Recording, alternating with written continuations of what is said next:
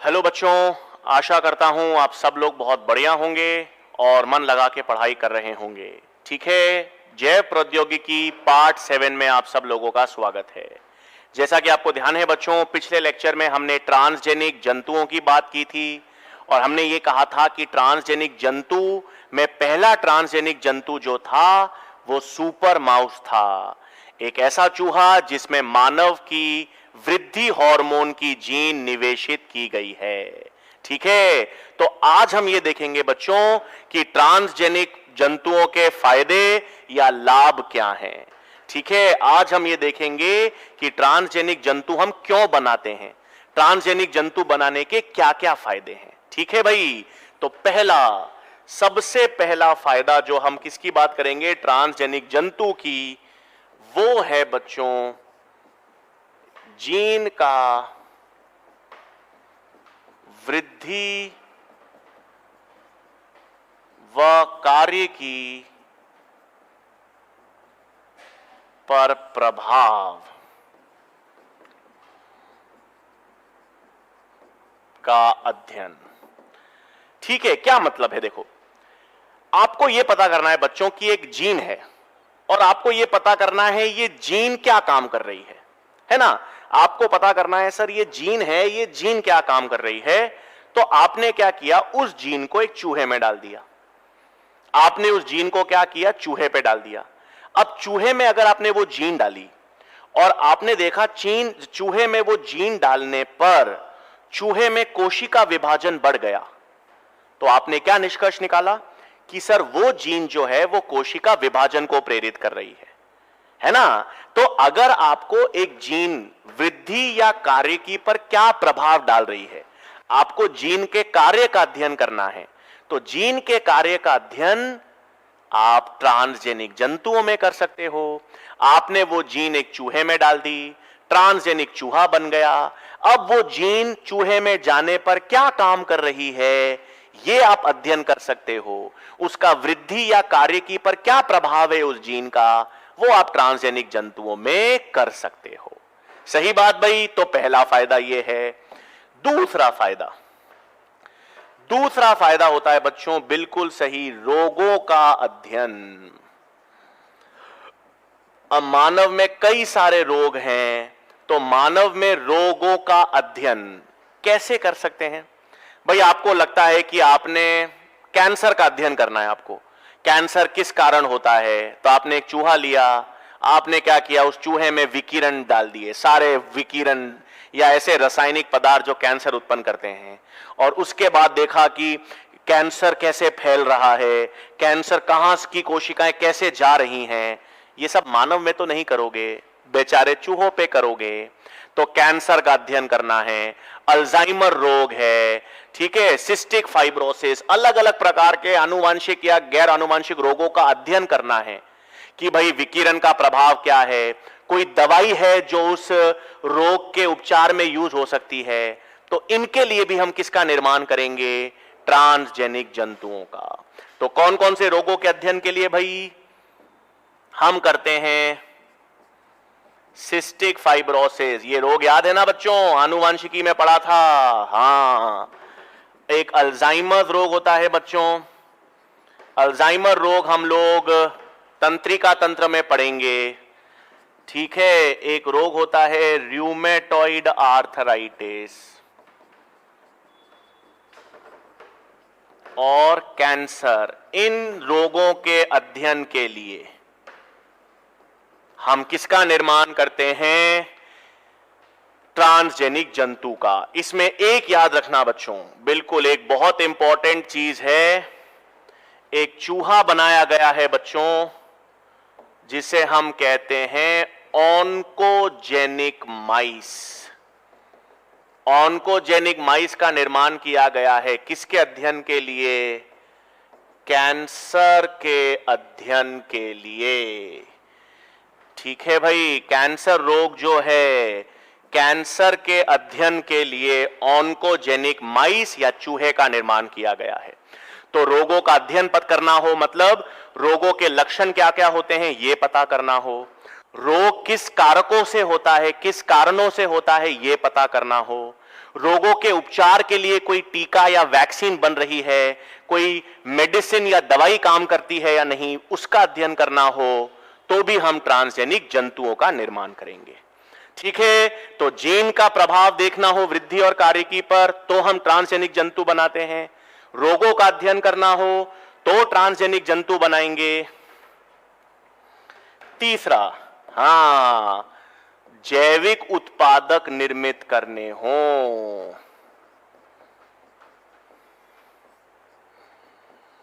किसका निर्माण करना हो भाई? जैविक उत्पादक का। ट्रांसजीन आप डाल तो रहे हो, अब ट्रांसजीन से प्रोटीन भी तो मिलेगा। तो यदि आपको जैविक उत्पादक या प्रोटीन निर्मित करने हो तो भी आप ट्रांसजेनिक जंतु बनाएंगे। कैसे भाई? इसमें दो उदाहरण, एक तो गाय भाई, हां, ट्रांसजेनिक काओ जिसका नाम है रोजी। ठीक है, क्या बनाई गई है बच्चों? ट्रांसजेनिक काओ रोजी। इसमें क्या किया गया है भाई? इसमें अल्फा लैक्ट एल्ब्यूमिन की जीन को निवेशित किया गया है। क्या किया गया है? अल्फा लैक्ट एल्ब्यूमिन जीन को निवेशित किया गया है।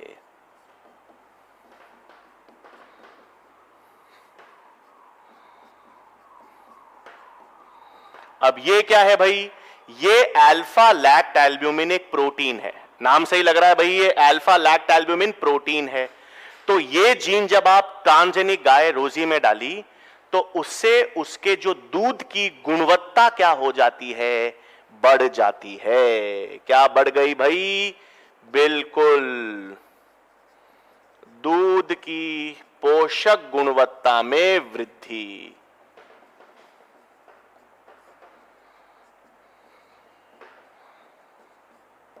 ठीक है भाई, तो दूध की पोषक गुणवत्ता में वृद्धि किस जीन के कारण? अल्फा लैक्ट एल्ब्यूमिन जीन के कारण, जो कौन सा प्रोटीन बनाती है? Alpha lactalbumin protein. और इस प्रोटीन के कारण ट्रांसजेनिक गाय रोजी की जो दूध की पोषक गुणवत्ता में वृद्धि देखी जाती है। सही बात, ये तो पहला उदाहरण हुआ। दूसरा उदाहरण एक भेड़ है भाई, ट्रेसी शीप। हां, दूसरा ट्रेसी शीप। इसमें क्या किया गया है भाई? इसमें अल्फा एंटीट्रिप्सिन जीन का निवेशन किया गया है।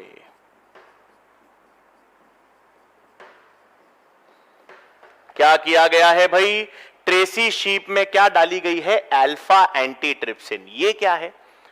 ये भी एक प्रोटीन है बच्चों, हमारे यकृत या लिवर में बनता है। आपको ध्यान है बच्चों, हम आगे भी पढ़ेंगे, धूम्रपान, सिगरेट स्मोकिंग के कारण फेफड़ों में एक रोग उत्पन्न होता है, एम्फीजमा, है ना? धूम्रपान या सिगरेट स्मोकिंग के कारण फेफड़ों में एक रोग उत्पन्न होता है, एम्फीजमा। यह हम अपन मानव श्वसन तंत्र में पढ़ेंगे। एम्फीजमा धूम्रपान के कारण होता है। तो एम्फीजमा के उपचार में, है ना, एम्फीजमा के उपचार में कौन सी एंजाइम या प्रोटीन यूज किया जाता है? Alpha antitrypsin. इसका प्रयोग कहां होता है? एम्फीजमा रोग के उपचार में। ठीक है, तो दो उदाहरण याद रखने हैं भाई जैविक उत्पादकों में। एक जैविक उत्पादक हो गया अल्फा लैक्ट एल्ब्यूमिन, दूसरा जैविक उत्पादक हो गया अल्फा एंटीट्रिप्सिन। इसकी जीन किसमें निवेशित की गई है? ट्रेसी शीप में। इसकी जीन किसमें निवेशित की गई है? गाय, ट्रांसजेनिक गाय रोजी में। इससे दूध की पोषक गुणवत्ता में वृद्धि होती है अल्फा लैक्ट एल्ब्यूमिन के कारण। और अल्फा एंटीट्रिप्सिन के का यूज हम किसमें करते हैं? एम्फीजमा रोग के उपचार में यूज करते हैं। ठीक है, तो ये तीसरा लाभ है भाई। फिर चौथा फायदा क्या हो गया भाई? हां, रसायन या टीके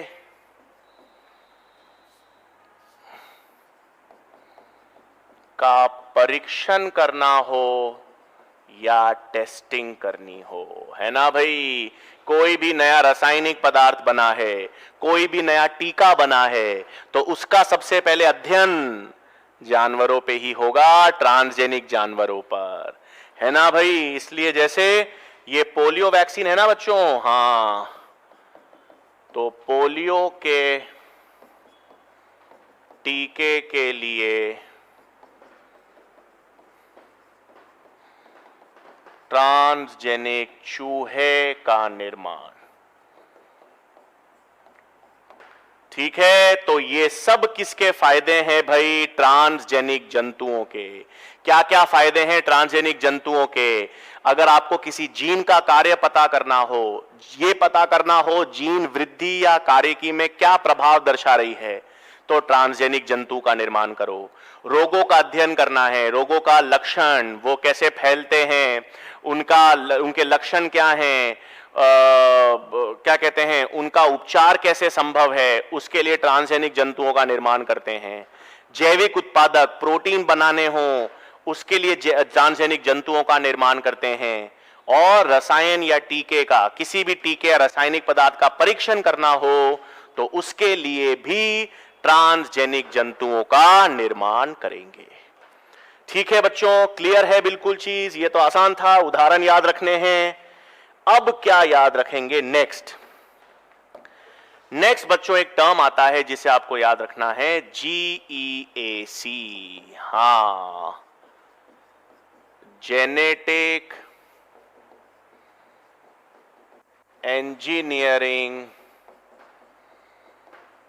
अप्रूवल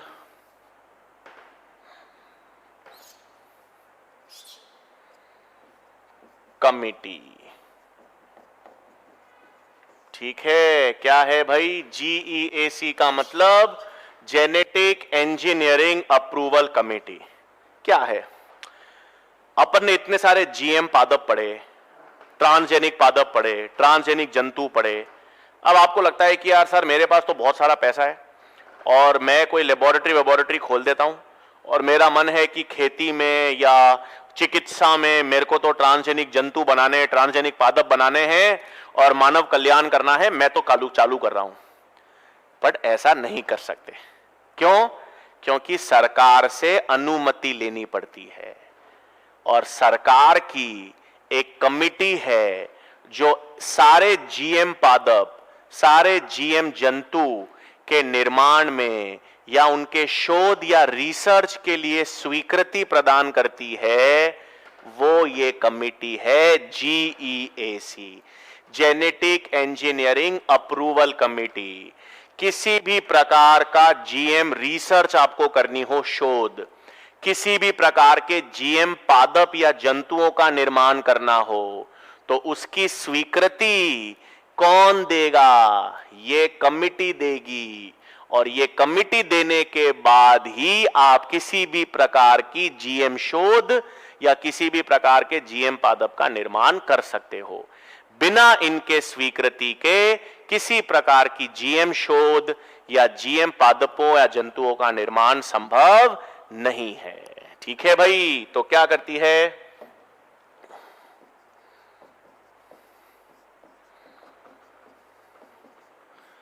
तो भारत सरकार की कमेटी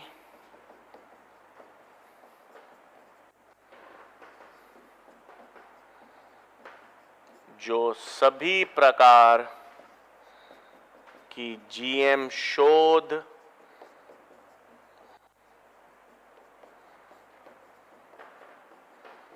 व जीएमओ के विकास हेतु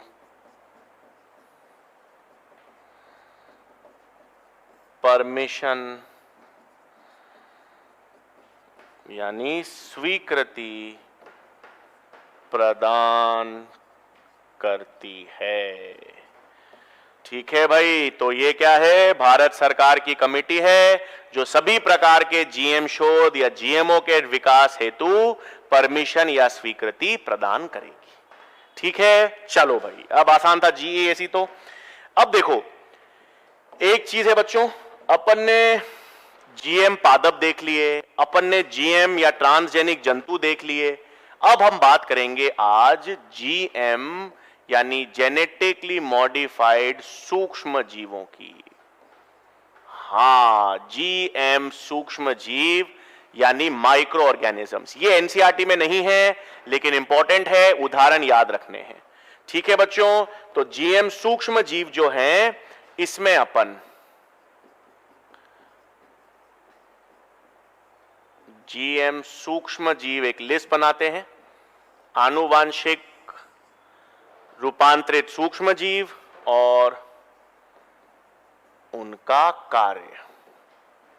ठीक है, इसमें सबसे पहले आता है ई कोलाई। सबसे पहले क्या आता है? E coli. कहां पढ़ा भाई अपन ने ई कोलाई के बारे में? ई कोलाई के बारे में अपन ने जैव प्रौद्योगिकी में कहां पढ़ा था?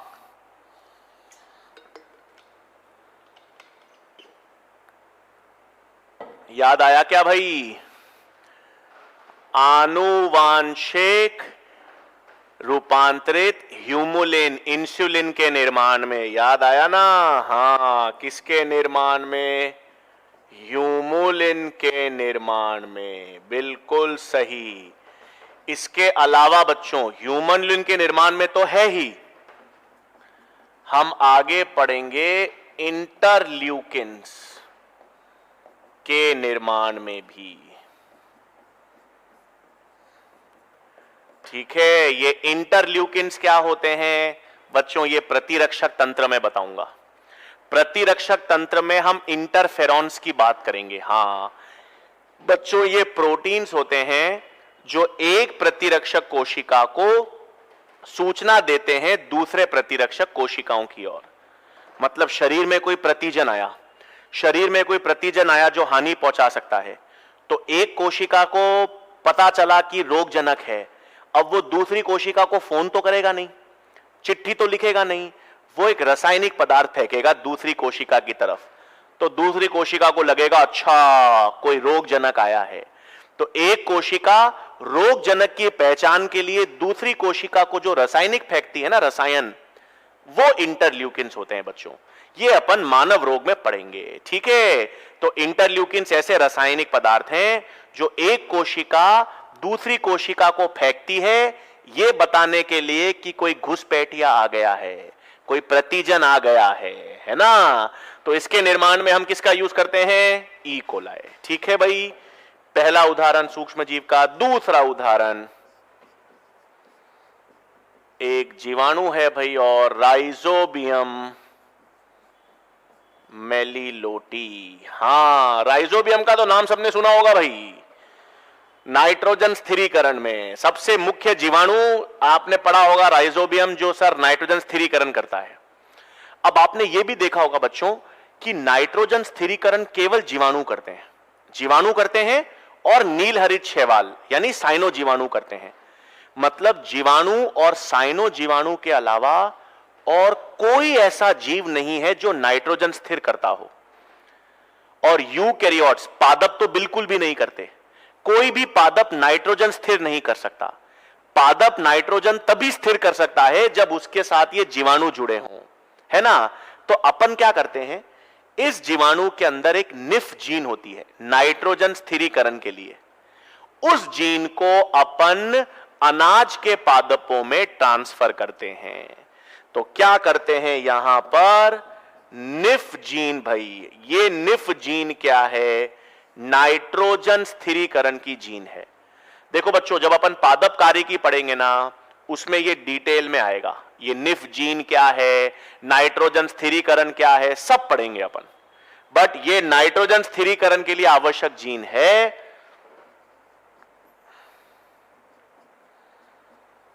का अनाज के पादपों में स्थानांतरण। ठीक है, तो निफ जीन का अनाज के पादपों में स्थानांतरण के लिए हम किसका यूज करते हैं? राइजोबियम, क्योंकि यही नाइट्रोजन स्थिरीकरण, यहां पे लिख देता हूं इसका काम क्या है, नाइट्रोजन स्थिरीकरण।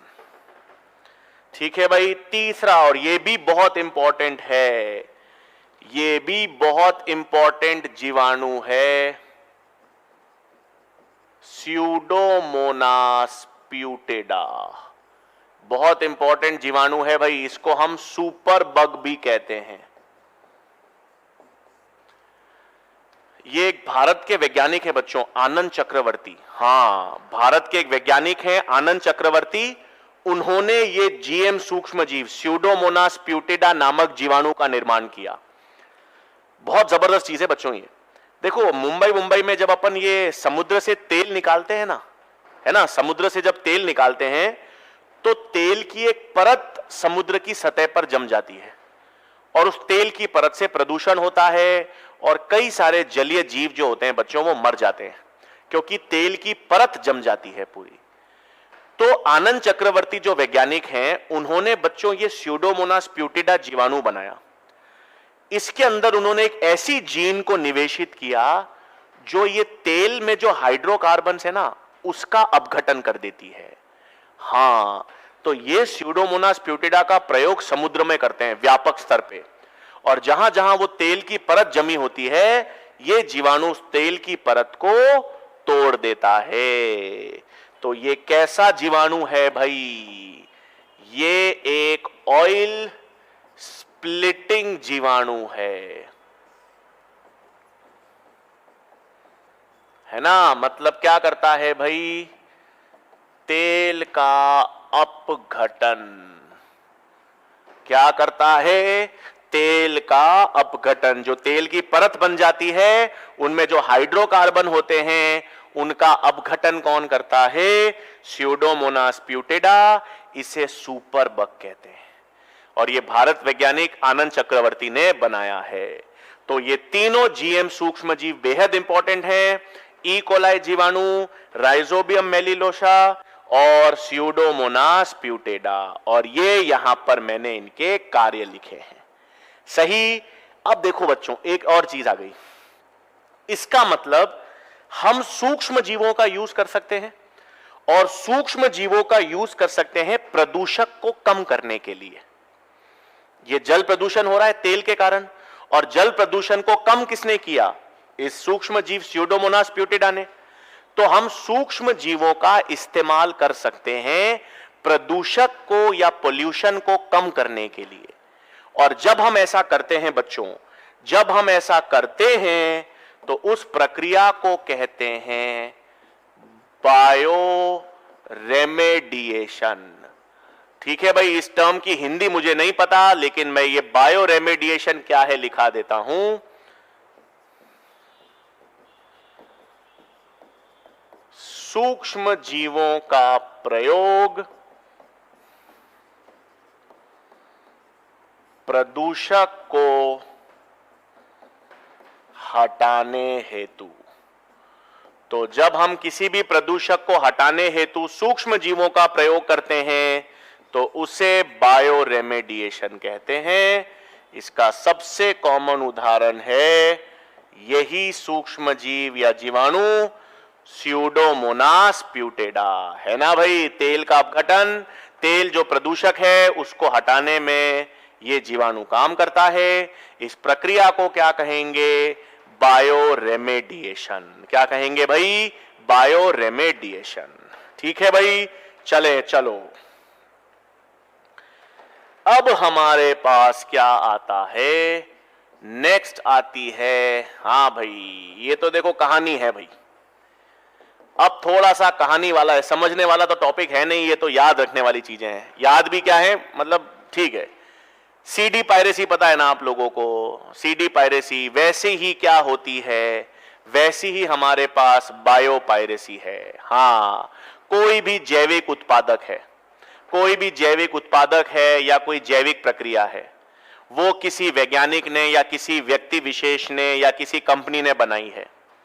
कोई दूसरा व्यक्ति, कोई दूसरी कंपनी, कोई दूसरा वैज्ञानिक अगर उस जैविक उत्पादक को या उस जैविक प्रक्रिया को बिना उनसे परमिशन लिए, बिना उनको पैसा दिए अगर यूज करता है, गैर कानूनी तरीके से, अवैध तरीके से उसका इस्तेमाल करता है, तो उसे बायो पायरेसी कहते हैं, है ना भाई, किसी और ने फिल्म बनाई, किसी और ने पैसा लगाया, किसी और फिल्म किसी और की है, लेकिन मार्केट में उसकी डुप्लीकेट सीडी आ जाती हैं बिना उनसे पूछे, बिना उनको पैसा दिए, गैर अवैध तरीके से। उसी तरह से अगर आप जैविक उत्पादकों के साथ ये कर रहे हो तो वो बायोपायरेसी है ना भाई। तो क्या है भाई,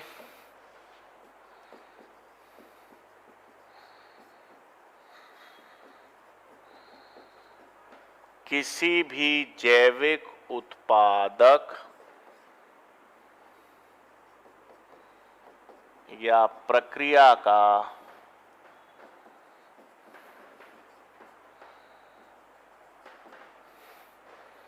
किसी भी व्यक्ति विशेष या कंपनी द्वारा अवैध रूप से प्रयोग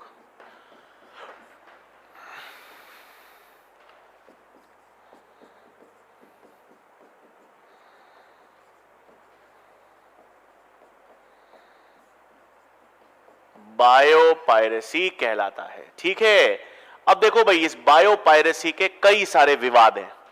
ठीक है, बायोपायरेसी से बचने के लिए पहले तो क्या किया गया भाई, बायोपायरेसी ना हो, बायोपायरेसी बच सके तो लोगों ने बायो पेटेंट करवाया, है ना। बायोपायरेसी से बचने के लिए कौन सा लॉ आता है, बायो पेटेंट लॉ, पता है ना भाई आपको। ये देखो क्या होता है, सुनो। जैसे आपने सुना होगा, कंपनी का एक ट्रेडमार्क होता है या लाइसेंस होता है ना, या कॉपीराइट होता है। जैसे मैंने कुछ पढ़ाया और मैंने उसका कॉपीराइट करवा लिया, मतलब अब वो मेरी ही चीज है, कोई उसका मेरे अवैध रूप से उसका यूज नहीं कर सकता, और अगर करता है तो मैं उस पर केस कर सकता हूं। वही चीज है, अगर आपने कोई जैविक उत्पादक बनाया है, कोई नया जैविक उत्पादक बनाया है, आपने अच्छा बनाया है, आप उसका बायो पेटेंट ले लेते हो, मतलब उसका सारा जो अधिकार है उस जैविक उत्पादक का वो आपके पास है। अब बिना आपकी स्वीकृति के, बिना आपको पैसा दिए, कोई भी दूसरा व्यक्ति विशेष उस जैविक उत्पादक का यूज नहीं कर सकता। तो उस जैविक उत्पादक का अधिकार जो है वो कौन सा नियम है, bio patent law. Bio patent law ही क्या है भाई, उस जैव उत्पादक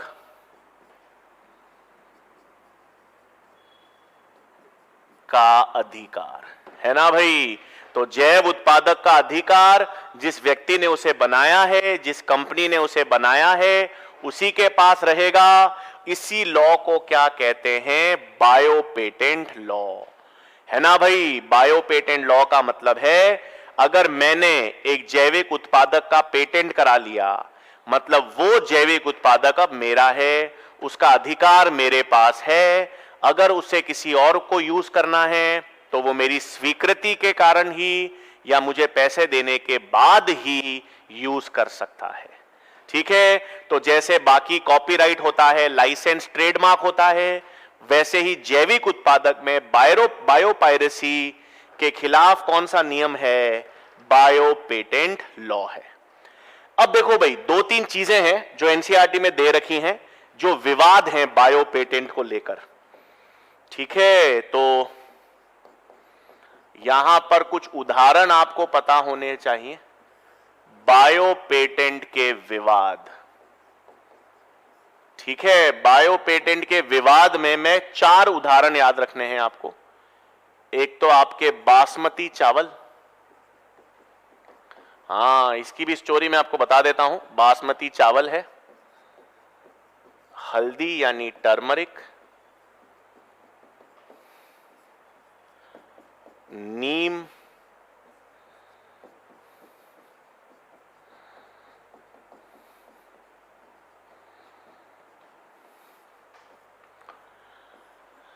देखो भाई, ये जो कहानी है बासमती राइस की वो तो एनसीईआरटी में दे रखी है। अब हुआ क्या, देखो बासमती राइस सबको मालूम है भारत के चावल हैं, है ना। बासमती जो राइस है वो चावल हमारे भारत के हैं, सबको मालूम है। अब क्या हुआ भाई, एक अमेरिकन कंपनी आई भारत में, अमेरिकन कंपनी आई भारत में, बासमती चावल देखे, उनको लगा यार ये तो जबरदस्त चावल है, इनकी क्वालिटी है, जबरदस्त है। वो क्या गई, अमेरिका चावल को लेके गई। अब उनको ये लगा कि यार सीधे बासमती चावल ही बेच देंगे तो कोई प्रॉब्लम हो सकती है। तो उन्होंने क्या किया, उन्होंने क्या बेईमानी की, हमारे जो बासमती चावल के जो प्लांट्स हैं उन पादपों को किसी दूसरे पादप के साथ ऐसे ही छोटा मोटा संकर करवाया, दिखाने के लिए कि हमने नए बनाए हैं, और उसका पेटेंट करा लिया। अब भारत को मालूम चला कि यार ये बासमती चावल तो अमेरिका बेच रहा है और हमको कुछ नहीं मिल रहा।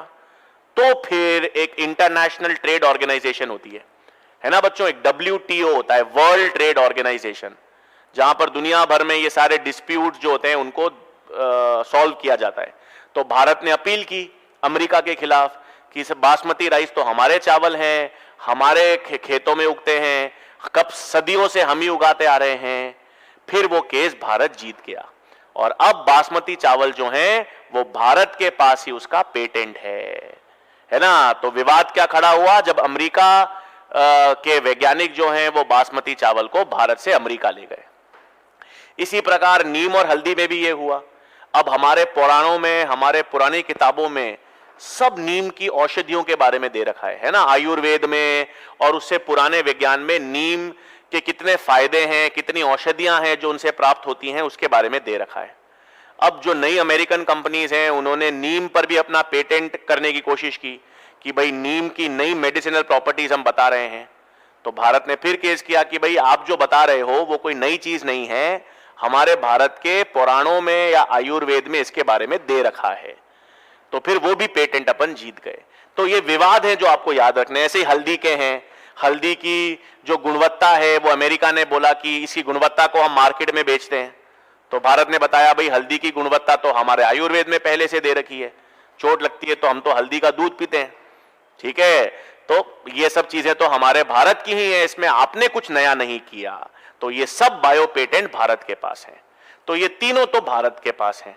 हाँ, एक ये जो है भाई, ये पेंटा डी प्लांड्रा, इसके बारे में मैं लिखा देता हूं इंपॉर्टेंट क्या है। अब ये क्या है भाई, ये एक वेस्ट अफ्रीका का पादप है बच्चों, एक वेस्ट अफ्रीका का प्लांट है,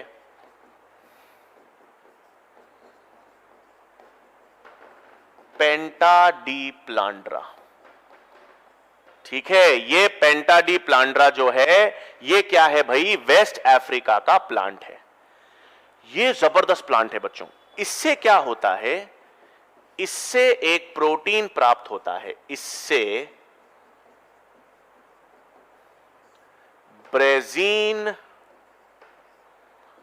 नामक प्रोटीन प्राप्त होता है। अब ये ब्रेजीन जो है ना बच्चों, ये शुगर से, हानि शक्कर से 2000 गुना ज्यादा मीठा होता है।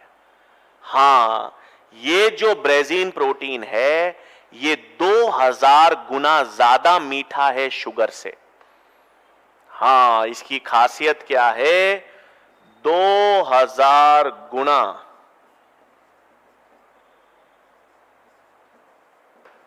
अधिक मीठा है। किससे, एक सेकेंड, ये शुगर या चीनी से 2000 गुना ज्यादा मीठा है और ऊर्जा भी कम देता है, लो कैलोरी है, ठीक है। दूसरा क्या है भाई, लो कैलोरी है। तो किसी व्यक्ति को मीठा भी खाना है और वो चाहता है कि वो शक्करा उसमें ज्यादा ऊर्जा भी ना हो, तो सबसे बेहतर चीज क्या है, ब्रेजीन। ये मीठी भी है भाई, शक्कर तो नुकसान करती है, शक्कर तो बहुत ज्यादा नुकसान करती है, डायबिटीज भी कॉज कर सकती है और ज्यादा शक्कर से जो शरीर के अंदर वसा का निर्माण भी हो सकता है, ये सब हम आगे पढ़ेंगे। बट अगर आपको ऊर्जा कम चाहिए और मीठापन ज्यादा चाहिए तो ये ब्रेजीन नाम है। और ये प्रोटीन किस पादप से मिलता है, पेंटा डी प्लांड्रा।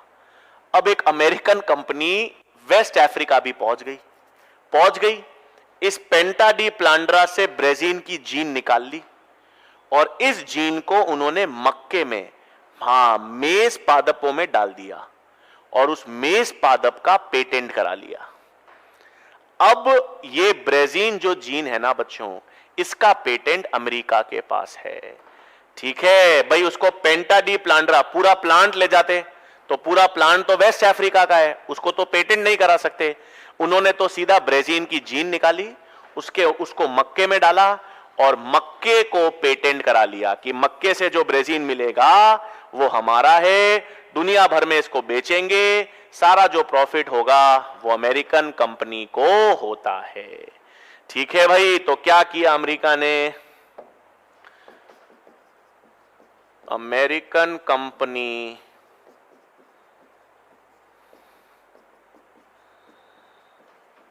ने ब्रेजीन जीन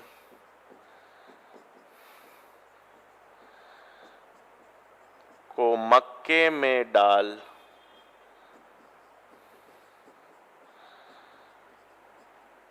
बायो पेटेंट कर लिया।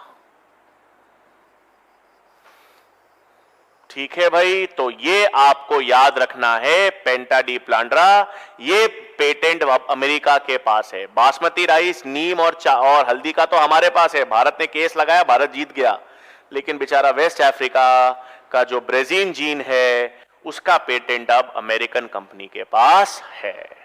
ठीक है भाई, तो ये बायो पायरेसी का सिस्टम है। कुछ नई कहानियां हैं जो मैंने आपको बताई है और जो याद रख लेना। ठीक है भाई, अब मैंने आपको याद होगा बच्चों, मैंने आपसे कहा था आणविक जैविकी में 2 टॉपिक्स हैं जो अपन बायोटेक्नोलॉजी में पढ़ेंगे, क्योंकि अब अपन बायोटेक्नोलॉजी का सिद्धांत समझ चुके हैं। अब हम उन 2 टॉपिक्स को आसानी से पढ़ सकते हैं। 2 टॉपिक्स कौन से रह गए हैं आणविक जैविकी वाले, जो मैंने कहा था बायोटेक में पढ़ेंगे? मानव जीनोम प्रोजेक्ट यानी ह्यूमन जीनोम प्रोजेक्ट और डीएनए फिंगरप्रिंटिंग, है ना भाई? तो बिल्कुल, अब क्या पढ़ेंगे आज हम? HGP,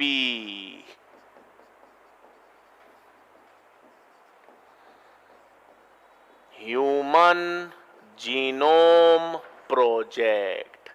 ठीक है भाई, किसकी बात करेंगे अब हम? मानव जीनोम प्रोजेक्ट की। देखो बच्चों, इसके बारे में भी जबरदस्त कहानी है।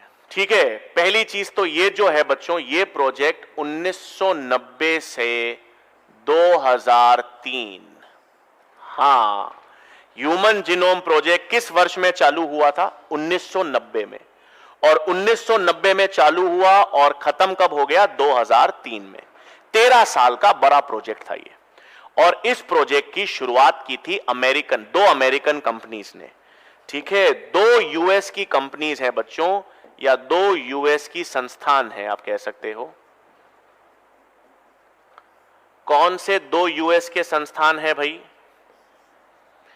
एक तो है DOE,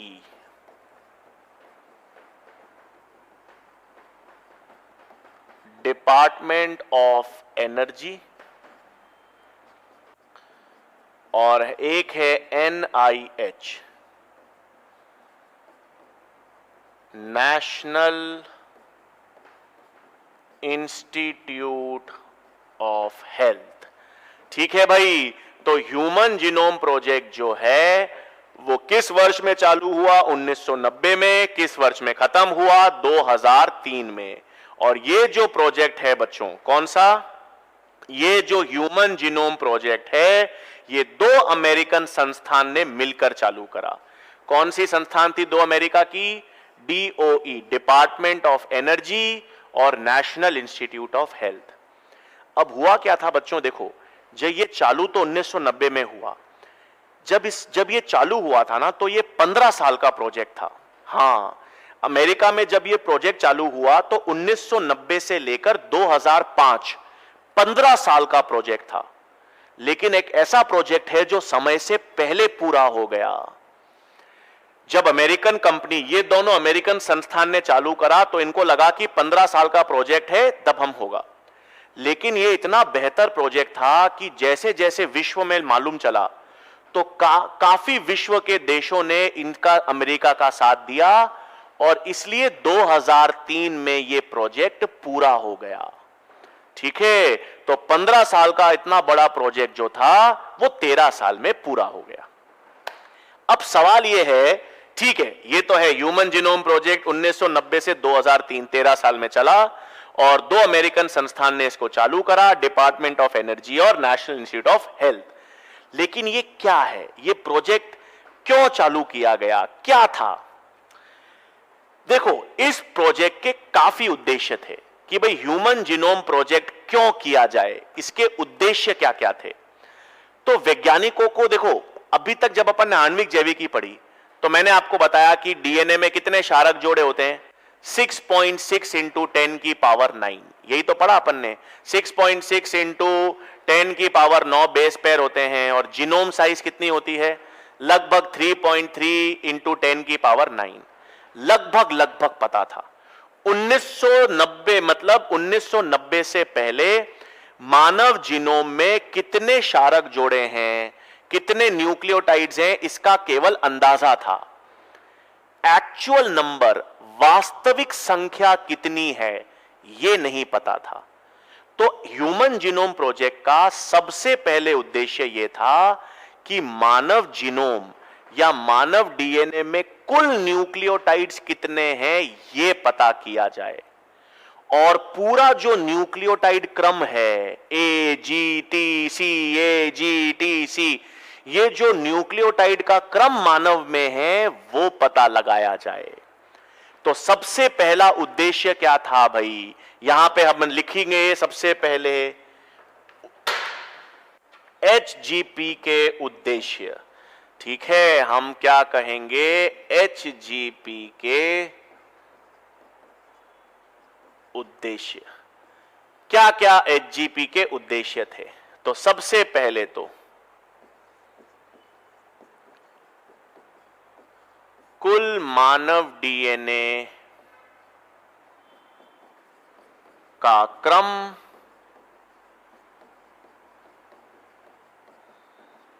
एवं न्यूक्लियोटाइड संख्या ज्ञात करना है ना भाई। सबसे पहला उद्देश्य तो यह था कि मानव में कुल कितने न्यूक्लियोटाइड्स हैं और उनका न्यूक्लियोटाइड क्रम जो है मानव डीएनए का वो क्या है, कुल संख्या पता लगाओ और पूरा न्यूक्लियोटाइड क्रम पता लगाओ। यह पहला उद्देश्य था। दूसरा उद्देश्य क्या था, टोटल जीन्स कितनी है ये पता लगाओ। डीएनए तो ठीक है, डीएनए तो बहुत सारा होगा, उसमें से कितनी जीन्स हैं जो प्रोटीन बनाएंगी ये पता करो। ठीक है, तो दूसरा उद्देश्य क्या था, कुल जीन्स की संख्या ज्ञात करना। अब देखो, वैज्ञानिकों को लगता था कि मानव इतना जटिल प्राणी है तो लगभग कितनी होनी चाहिए, 80,000 से 1.5 लाख जीन्स का अनुमान था,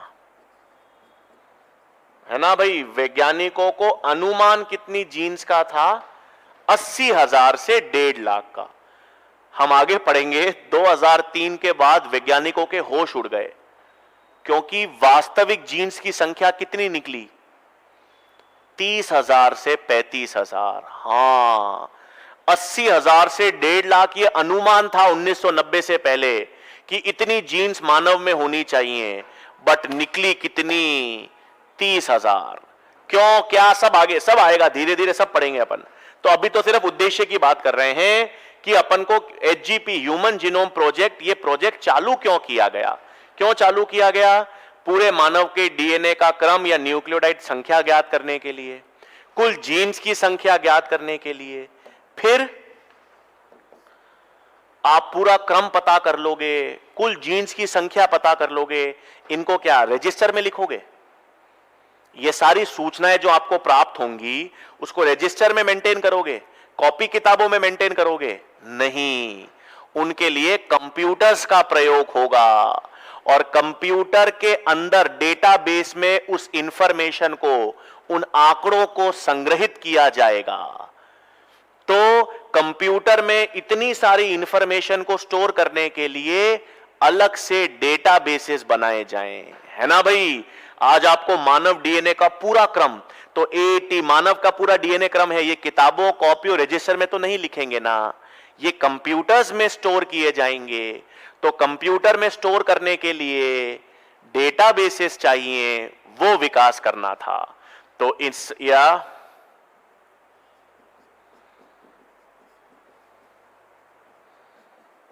इंफॉर्मेशन को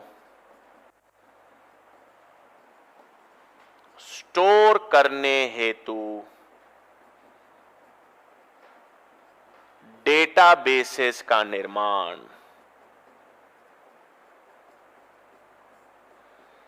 ठीक है, मतलब कंप्यूटर्स का यूज आ गया भाई। फिर क्या था, अब आपने पूरा डीएनए का न्यूक्लियोटाइड क्रम ज्ञात कर लिया, टोटल कितने न्यूक्लियोटाइड्स हैं ज्ञात कर लिए, टोटल जीन्स कहां कहां हैं, कौन कौन सी हैं पता लगा लिया। इस सारी इंफॉर्मेशन को कंप्यूटर में स्टोर भी कर दिया। अब सिर्फ सूचना को स्टोर करना है क्या, उसका विश्लेषण भी तो करना है ना। आपने स्टोर तो कर लिया, अब उसका विश्लेषण, अच्छा डीएनए में ये जीन है, ये प्रोटीन बना रही है, ये डीएनए है लेकिन ये प्रोटीन नहीं बना रहा, ये यहां पर है, ये यहां पर है, इन सब का विश्लेषण करना है। तो विश्लेषण व्यक्ति तो नहीं करेगा, व्यक्ति कंप्यूटर में सॉफ्टवेयर बनाएगा। तो ऐसे यंत्र बनाए जाएं जो इस आंकड़ों का विश्लेषण कर सकें। ठीक है, तो इन आंकड़ों के विश्लेषण हेतु यंत्र बनाए जाएं। यंत्र का मतलब है भाई कंप्यूटर में सॉफ्टवेयर। यंत्र का मतलब क्या है, कंप्यूटर में सॉफ्टवेयर बनाए जाएं। सारा खेल कंप्यूटर का है। ठीक है, अब एक सेकेंड, तो अपन किसकी बात कर रहे हैं बच्चों, देखो एचजीपी के उद्देश्य की बात कर रहे हैं। क्या क्या उद्देश्य देख लिया अपन ने, कि एचजीपी क्यों चालू करा गया, कि कुल मानव डीएनए का क्रम, न्यूक्लियोटाइड संख्या ज्ञात कर लें, कुल जीन्स की संख्या ज्ञात कर लें, इन सारे आंकड़ों या इंफॉर्मेशन को डेटाबेसेस में स्टोर करें, फिर आंकड़ों के विश्लेषण के लिए यंत्र बनाएं। फिर ये सब क्यों कर रहे हैं, इससे क्या होगा, सारे न्यूक्लियोटाइड का क्रम पता करने से क्या होगा, कौन कौन सी जीन से पता करने से क्या होगा, कितने क्या न्यूक्लियोटाइड का क्रम है ये पता करने से क्या होगा, इन सारे सूचना का अनुप्रयोग करेंगे। चिकित्सा में यूज करोगे, कृषि में यूज करोगे, इंडस्ट्रीज में यूज करोगे, है ना भाई, यही तो करना है। तो फिर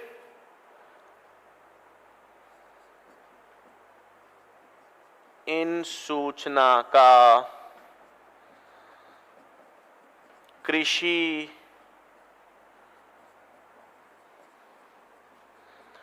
चिकित्सा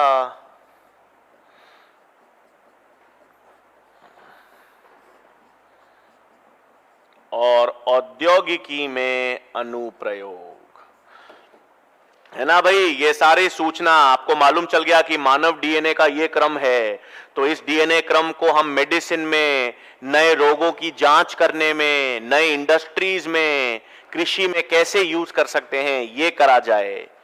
और अंत में एक उद्देश्य रह गया भाई, ELSI, ये मुद्दे। ठीक है, ELSI मुद्दे क्या होते हैं भाई, एथिकल। एक सेकेंड भाई,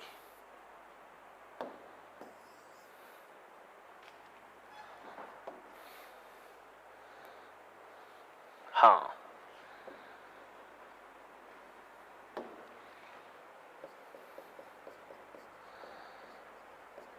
एथिकल मतलब नैतिक,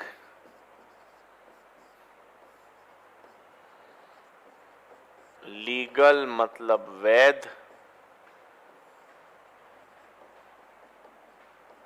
सोशल मतलब सामाजिक।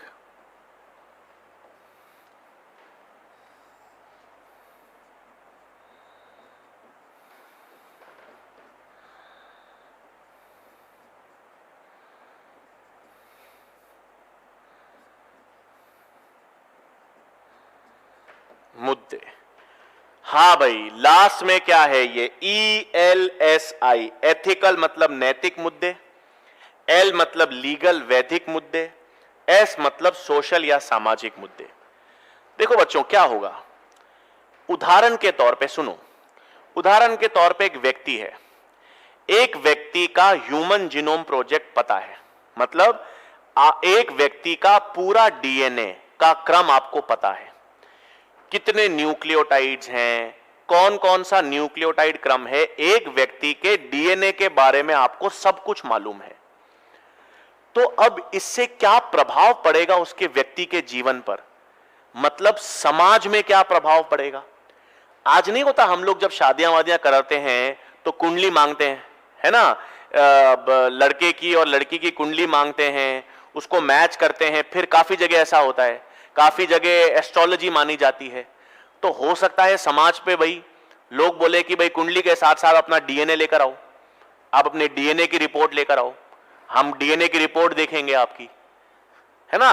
हो सकता है एक कंपनी है, एक कंपनी में कोई जॉब के लिए गया, तो जॉब के लिए गया तो वो अपना सीवी लेके जाता है, एजुकेशनल क्वालिफिकेशंस क्या हैं, उसका वर्क एक्सपीरियंस क्या है, उसको बोल दिया जाए कि आपको कंपनी के लिए अपनी डीएनए रिपोर्ट भी लेकर आओ, हमको देखना है कि आपकी डीएनए रिपोर्ट में कोई कैंसर की जीन तो नहीं है ना, आपके डीएनए की रिपोर्ट में कोई एलर्जी की जीन तो नहीं है।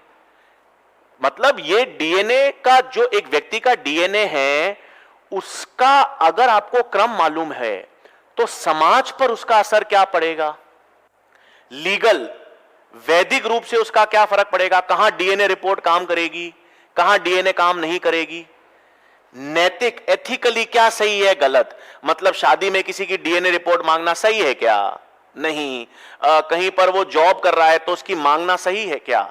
मतलब ये जब भाई एक तरीके से डीएनए आपका है तो आपकी डीएनए रिपोर्ट भी आपकी पर्सनल इंफॉर्मेशन हो गई।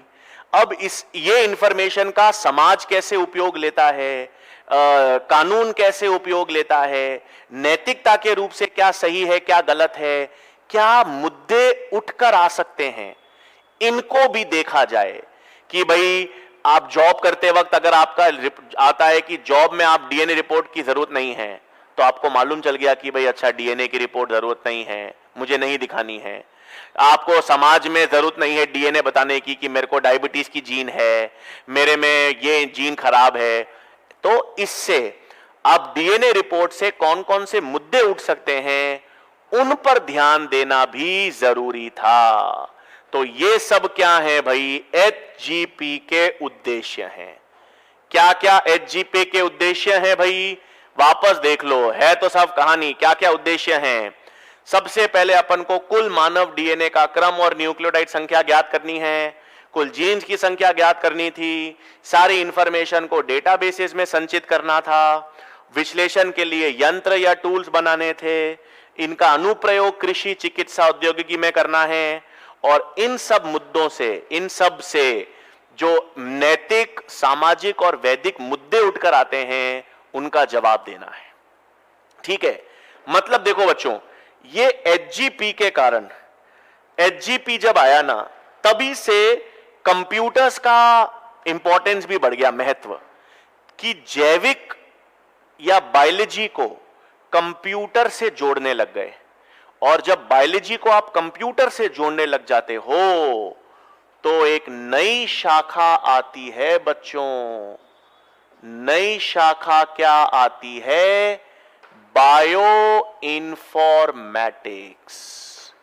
हां, नई शाखा क्या उभर के आती है, बायो इन्फॉर्मेटिक्स। आजकल इसका बड़ा प्रचलन है, ठीक है। वैसे भी भारत के बाहर जो यूरोप है, अमेरिका है, उसमें बायो इन्फॉर्मेटिक्स में बहुत काम हो रहा है।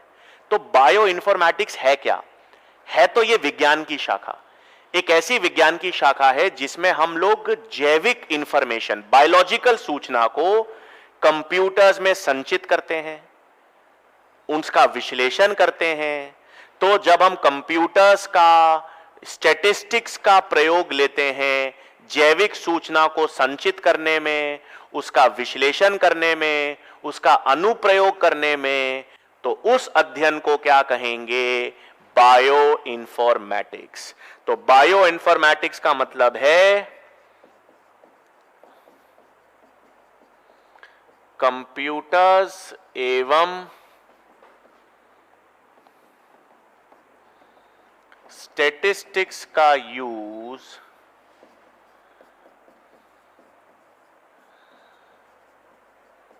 जैविक सूचना के संग्रह, विश्लेषण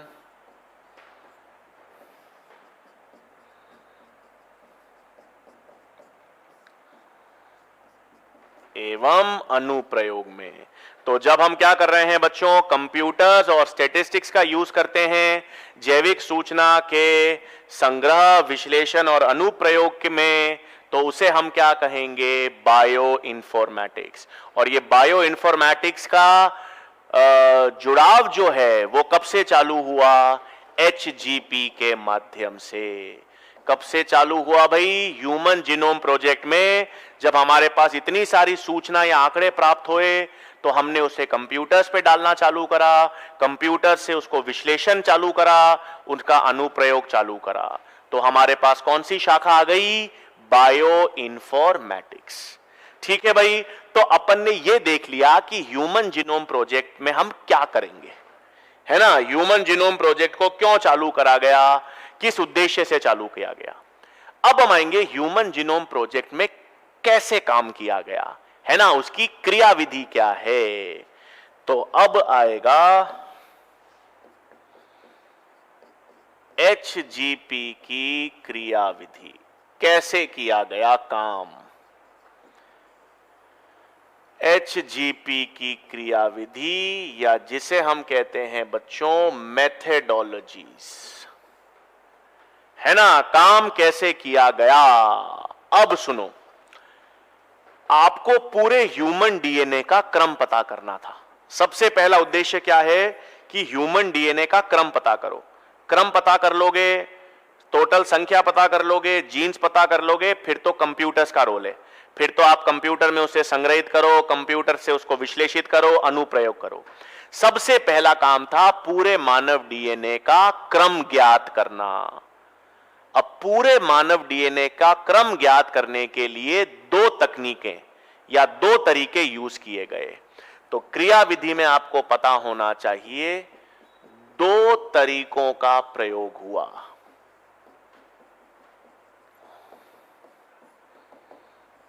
ठीक है, दो तरीकों का प्रयोग क्या क्या है भाई। एक तो EST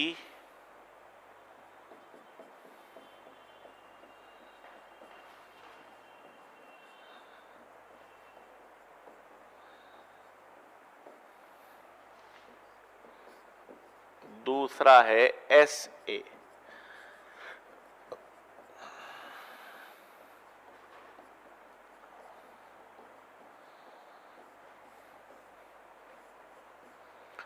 ठीक है भाई, क्या है देखो, ध्यान देंगे, एक बार सुन लेंगे बच्चा, फिर हम लोग क्या कर रहे हैं भाई। आपको पूरे मानव डीएनए का क्रम ज्ञात करना है। क्या ज्ञात करना है, पूरे मानव डीएनए का क्रम ज्ञात करना है। अब पूरे मानव डीएनए का क्रम ज्ञात करने के लिए आपके पास पहले एक स्ट्रैटेजी प्लान होना चाहिए, और दो तरीके थे, EST और SA। वैज्ञानिकों ने क्या किया, वैज्ञानिकों ने कहा सबसे पहले तो हम पूरे मानव डीएनए का क्रम नहीं पता करते। हां, हम लोग पूरे मानव डीएनए का क्रम नहीं करेंगे, हम केवल उसी डीएनए का क्रम ज्ञात करेंगे जो अभिव्यक्त हो रहा है। भाई डीएनए बड़ा है, बहुत सारा डीएनए है, सारे डीएनए का क्रम अभी पहली बार नहीं करेंगे। पहली बार में केवल वही डीएनए का क्रम हम पता करेंगे जो अभिव्यक्त हो रहा है। अभिव्यक्त का मतलब जिसका अनुलेखन हो रहा है, जो डीएनए, आरएनए और प्रोटीन बनाएगा, जिसका अनुलेखन और अनुवादन होगा, जो डीएनए प्रोटीन बनाएगा। और वही डीएनए जो प्रोटीन बनाएगा, यानी जो अभिव्यक्त होगा, उसी का क्रम किया जाए, उस तरीके को नाम दिया गया EST, एक्सप्रेस्ड सीक्वेंस टैग्स। मतलब पूरा डीएनए का क्रम नहीं पता करना,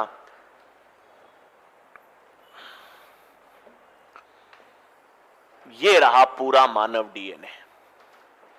मान लो ये है मेरे पास पूरा मानव डीएनए।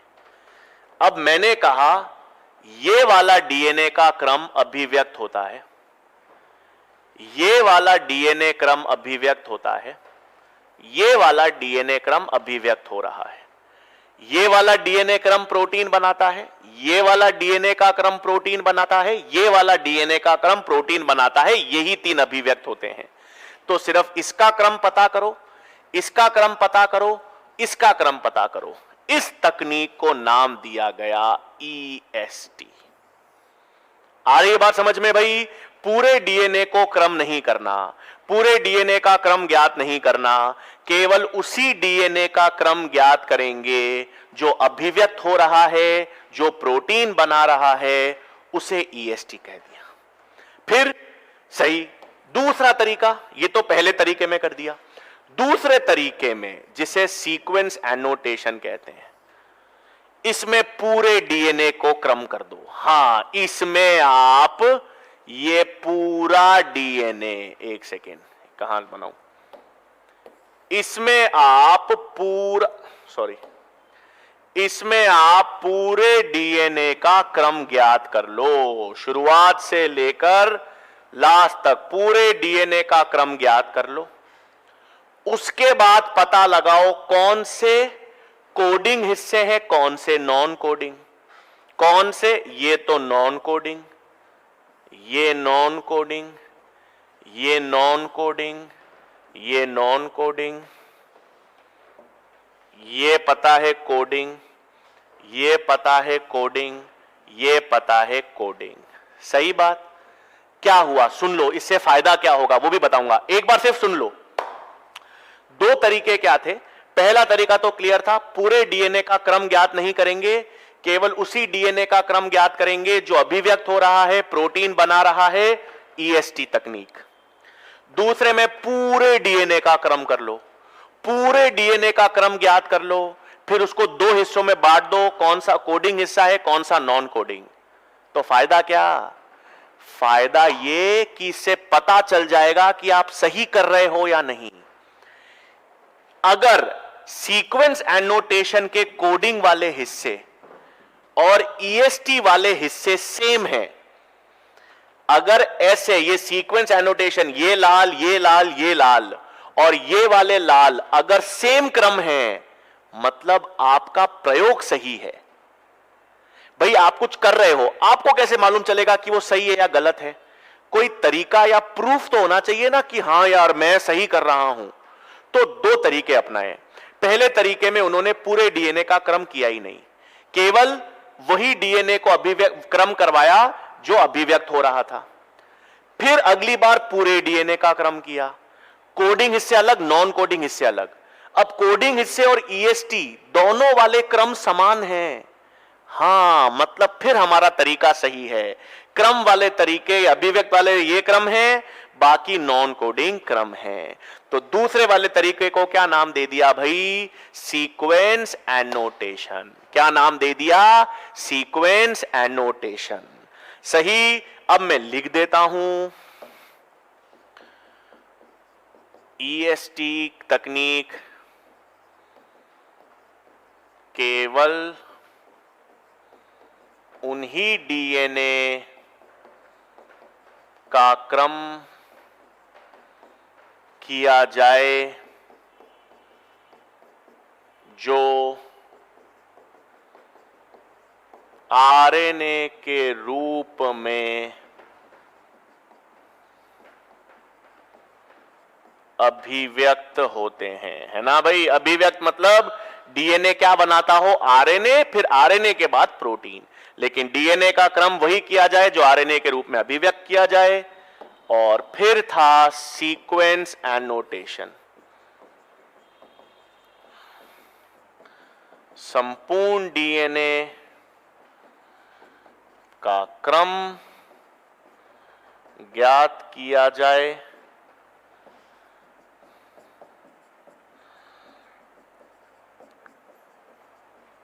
और उसके पश्चात कोडिंग नॉन कोडिंग भाग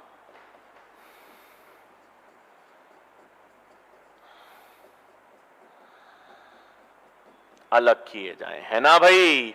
तो ये वाला कोडिंग भाग और ये वाला ईएसटी अगर सेम है तो आपका तरीका भी बिल्कुल सही है। आपका तरीका भी क्या है, बिल्कुल सही। तो दो तरीके अपनाए गए। अब ये देखो, अपन ने क्रियाविधि नहीं समझी है, क्रियाविधि से पहले की सोच समझी है कि वैज्ञानिकों ने किस सोच के साथ डीएनए को क्रम किया होगा। पहले तो उन्होंने सिर्फ वही डीएनए का क्रम पता लगाने की कोशिश करेंगे जो अभिव्यक्त हो रहा है, फिर पूरे डीएनए का क्रम पता करेंगे, फिर बताएंगे ये कोडिंग है नॉन कोडिंग, अगर कोडिंग ईएसटी सेम तो हम सही कर रहे हैं। अब क्या किया, कैसा किया बच्चों, वो हम अगले लेक्चर में देखेंगे। तो एचजीपी का अपन ने आधा भाग ही देखा है आज। हमने एचजीपी का आधा भाग क्या देखा है, हमने सिर्फ ये देखा है कि एचजीपी किसने चालू करा, किस वर्ष में चालू हुआ और उसके उद्देश्य क्या थे, क्यों एचजीपी करना चाहते थे। पूरे मानव डीएनए का क्रम ज्ञात करने के लिए, कुल जीन्स की संख्या ज्ञात करने के लिए, कुल न्यूक्लियोटाइड्स जानने के लिए, सारी सूचनाओं को कंप्यूटर में स्टोर करके उसको संचय करके उसका विश्लेषण करना, उसका अनुप्रयोग करना, मुद्दों का जवाब देना, ये तो सारा उद्देश्य था। और क्रियाविधि में सिर्फ अपन ने ये देखा कि क्रियाविधि में किया कैसे जाएगा, है ना। क्रियाविधि में सिर्फ यह था कि एक्चुअल में क्या कराएंगे, तो दो तरीके से किया जाएगा, ईएसटी और एसए। ठीक है बच्चों, अगले लेक्चर में हम बात करेंगे, अगले लेक्चर में देखेंगे कि कैसे किया, कैसे हमने मानव डीएनए का क्रम पता लगाया, और जब मानव डीएनए का पूरा क्रम पता कर लिया तो हमारे पास क्या रिजल्ट आया, है ना। क्या क्या मालूम चला, वास्तविकता में कितनी जीन्स हैं, वास्तविकता में न्यूक्लियोटाइड क्रम कितने हैं, ये सब हम अगले लेक्चर में देखेंगे। ठीक है बच्चों, तो आशा करता हूं चीजें क्लियर होंगी, समझ आई होंगी। नेक्स्ट लेक्चर में आपसे मुलाकात होगी। धन्यवाद।